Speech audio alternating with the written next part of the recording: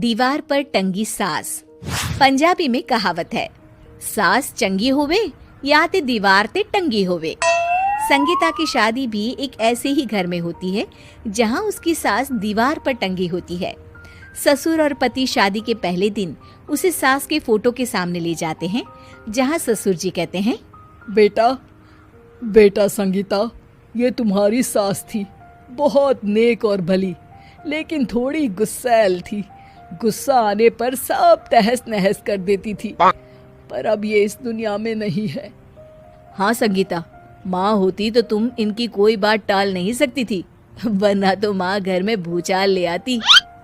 संगीता मन में खुश होती है कि अच्छा है कि ऐसी औरत अब इस घर में नहीं है, लेकिन दिखावे के लिए वो जैसे ही सास की फोटो के सामने हाथ जोड़कर खड़ी होती है, ये क्या?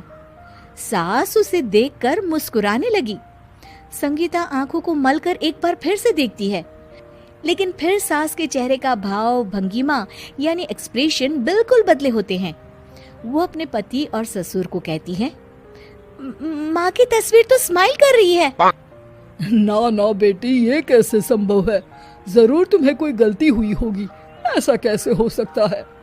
लगता है तुम शादी की सारी फॉर्मेलिटी करते करते थक गई हो, तुम्हें आराम की जरूरत है संगीता।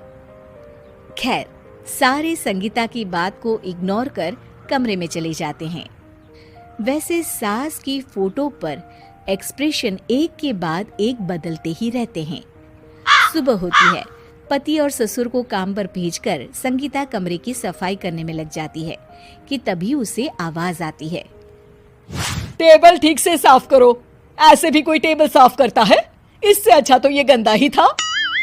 किसी औरत की आवाज सुन संगीता दंग रह जाती है और सोचने लगती है कि आवाज कहाँ से आई। आवाज को नजरअंदाज कर वो फिर से अपना काम करना शुरू करती है, लेकिन इस बार तो आवाज बिल्कुल उसके कान के पास से आती है। मेरा घर है ये।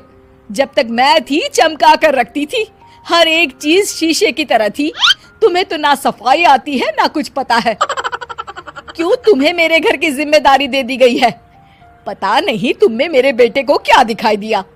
मैं होती तो एक से बढ़कर एक लड़कियों की लाइन लगा देती।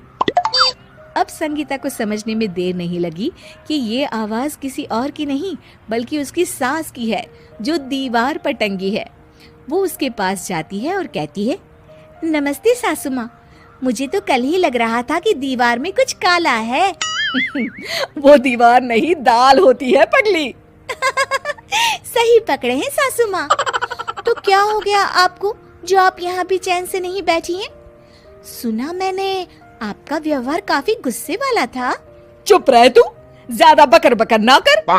घर का काम करना तो आता नहीं, आई है मुझसे बहस करने। हाँ देखिए सासू माँ, मैं आपसे साफ साफ कह देती हूँ, मुझसे पंगा लेने की कोशिश मत करिएगा। तभी पीछे से संगीता का पति आता है। अरे संगीता, किससे बात कर रही हो? कौन है वहाँ?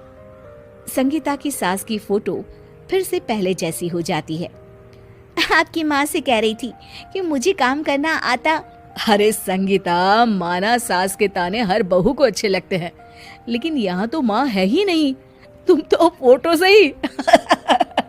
तुम भी लाजवाब हो संगीता।